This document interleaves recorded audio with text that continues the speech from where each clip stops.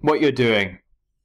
Don't start studying yet, because in this video I'm going to be giving you 3 things that you must do before you even start studying, alright?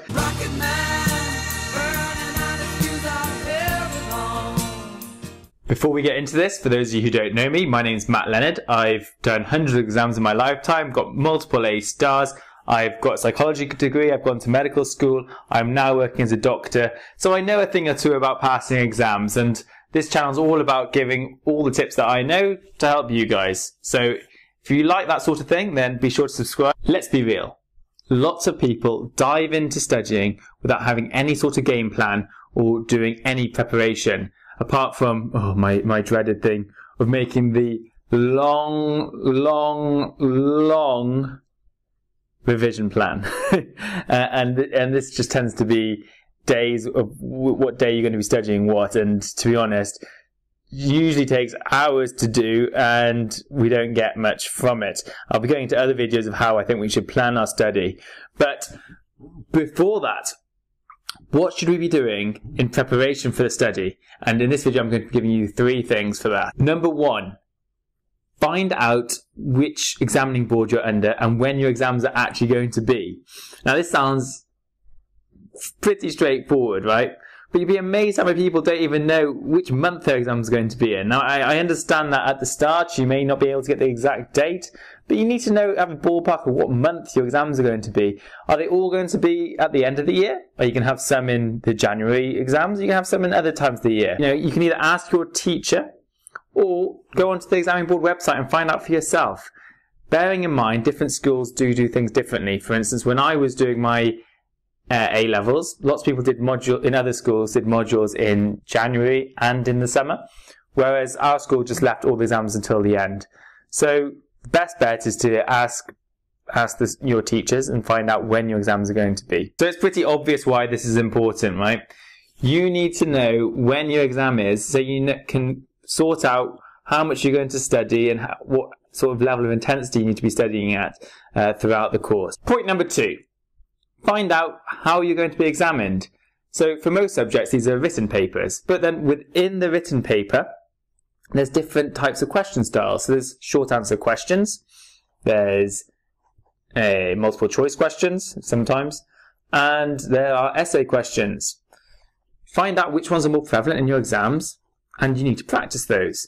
So you may not get any essay questions, and that's fine. You don't practice essay questions. You just focus on the questions that you need to do well. But before that, you need to know what is in your exam, so you know what to put all your focus towards. Some people don't find out what are in their exams until right towards the end. And guess what? They've wasted hours and hours and hours of study time because they've been studying the wrong stuff. Other types of exams could be oral examinations, listening exams in languages, and you need to prepare for those too. The other thing that's very important to know is whether you have any coursework in your topic. This can be very important because it can it can be the difference between an A and an A star. And just from the previous point, make sure you know roughly when this coursework would be due, how many bits of coursework you have, and so on and so forth. Number 3 is a very, very important one. I can't really stress this enough, but you need to know where all your marks are coming from. Say you have 2 examination papers. One paper could be worth 70% of your total marks. The other paper could be worth 30% of your total marks. Obviously, you need to be putting a lot more effort and emphasis on doing really well on that first paper. So you need to find out what is in that first paper and study for that much harder than the other one that can only give you 30%. And as I said, it's really important so you know where to focus your attention. Right, let's set the homework. So today, if you do this homework, not only will you be setting yourself up for epic success, I will personally send you a Moomin pencil through the letterbox. You don't even need to give me your address or anything like that. I will just know. I will know that you've done this homework and I will send you a Moomin pencil. But if you don't do the homework,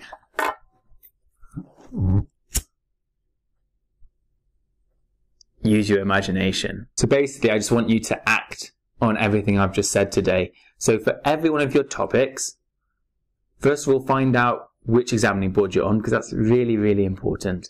Next, find out when your exams are going to be and how many exams you have. Then, next to the exams of how many you have and where they're going to be, write down what kind of papers you're going to have to do.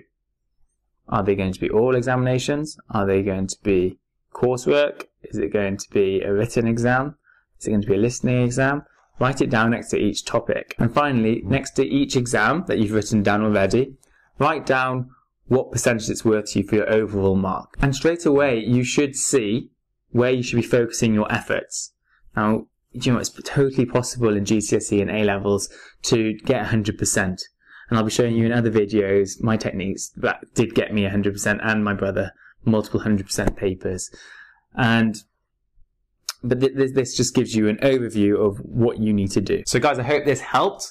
This is something you should be doing every time you start new assessments. So when you start your GCSEs, when you start your A levels, when you do your degrees or have any exams in the future, find out what is going on.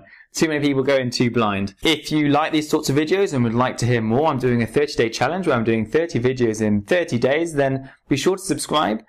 Please check out some of my other videos if you haven't already. And see you next time. I am going to send you an epic Mormon